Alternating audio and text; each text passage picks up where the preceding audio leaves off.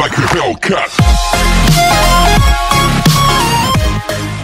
Wabarakatuh, welcome back to my channel. Baik, kali ini saya akan membuat video tentang bagaimana cara mempertahankan kualitas buah dengan pemangkasan, baik dari pemangkasan daun ataupun pemangkasan cabang. Karena dalam budidaya tanaman terong ungu, pemangkasan sangat berpengaruh dalam menjaga kualitas buah. Bukan hanya tentang kuantitas, kita juga memerlukan kualitas buah agar mendapatkan hasil yang maksimal. Baik, bagaimana kelanjutan video ini? Nanti saya akan menjelaskan tentang apa tujuan dan manfaat dari pemangkasan pada tanaman terong. Jangan kemana-mana, tetap tonton video ini sampai habis, jangan di skip. Dan pastinya jangan lupa like, subscribe, dan share ke teman-teman kalian. Oke?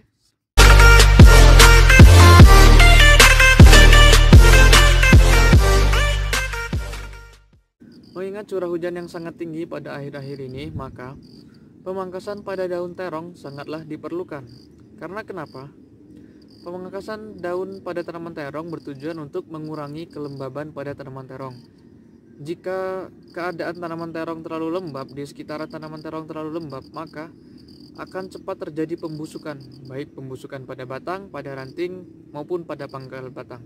Dan ini sangat berbahaya dan sangat berpengaruh dengan kualitas tanaman terong itu sendiri dan tentunya hasil panen kita ke depan. Dan bagaimana sih cara pemangkasan daun terong yang benar? Cara pemangkasan daun terong yang benar yaitu kita memotong pada tangkai daun kurang lebih berjarak 2-3 cm dari pangkal batang daun.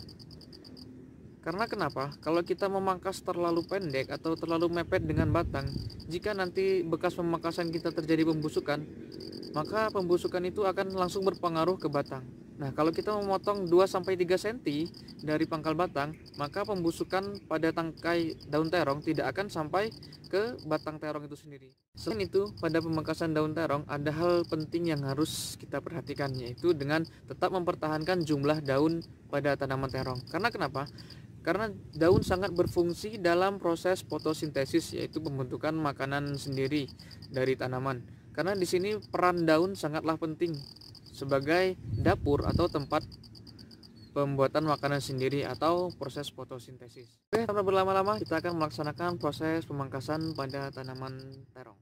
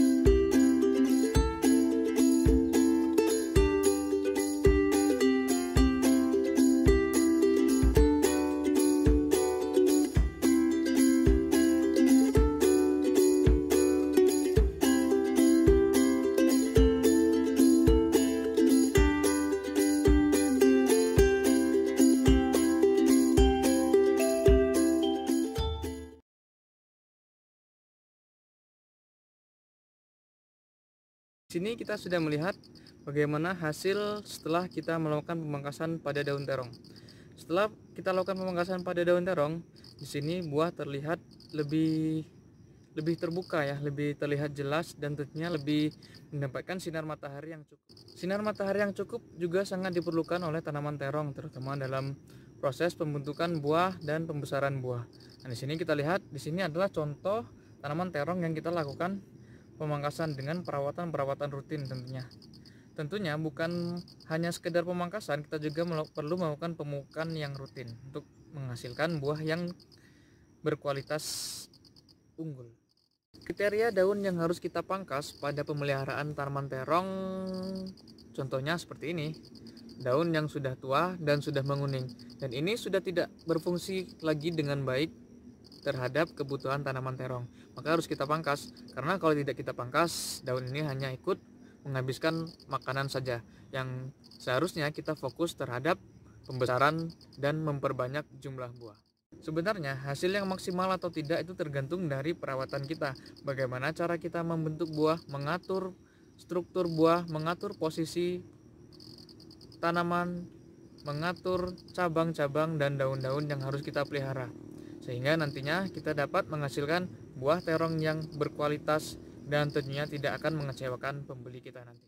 Baik, ikuti terus channel saya dan jangan lupa like, subscribe, dan juga share ke teman-teman kalian agar saya lebih semangat lagi untuk membuat konten-konten tentang pertanian di Indonesia, khususnya pertanian hortikultura. Salam sejahtera, salam petani muda Indonesia.